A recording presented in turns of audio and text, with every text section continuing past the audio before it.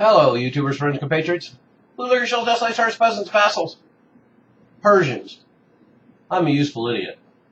And today I want to talk about Iran again. And I just did a video about the fact that Iran is sending 4,000 Revolutionary Guard in to support the Assad regime in Syria. And I thought the timing was rather strange because the other big Iran story, of course, is the election.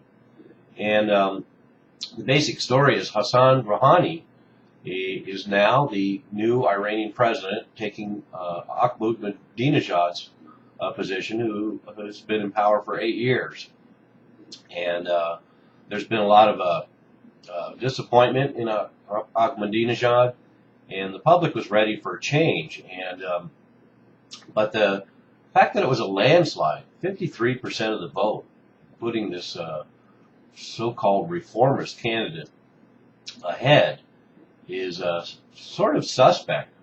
There was a lot of concern that the last election, which Ahmadinejad won his second term, was rather suspect, and there was a lot of protests. In fact, what we thought might have been an Iranian Spring that ended up not happening. So now that same group of people in Iran that rose up in that stirring insurrection, I'm sure we all remember it, and those same people are now flooded this election at a 72% rate in order to get this guy elected.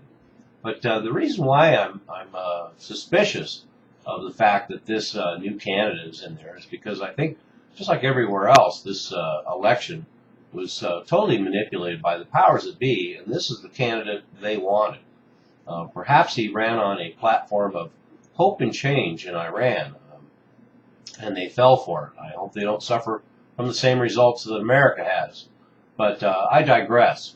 So the fact that a whole host of candidates were eliminated, particularly reformist candidates, were eliminated by the government to channel the public into perhaps this candidate. Was that why that was done? The fact that the powers that be, the ones that really, the mullahs and Khomeini that actually run the Iranian government, this is the front guy they want.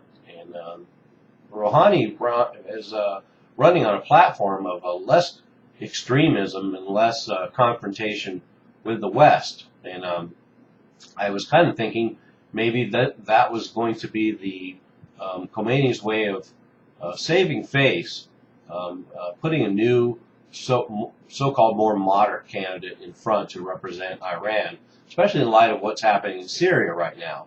But now that the dust is hardly settled on the new presidency, and they're sending 4,000 troops into Iran, seems to undermine that theory. So this is really kind of getting interesting to see what exactly they have in mind with this new so-called moderate candidate. So even the next few days will be interesting as we see what kind of ideas that Mr. Hassan Rohani is going to bring to the Iranian government. And timing is everything. So this entire cataclysm unfolding in Syria is certainly going to have a lot to do with what's happening in Iran, and vice versa. I'm a useful idiot. Don't you be one too.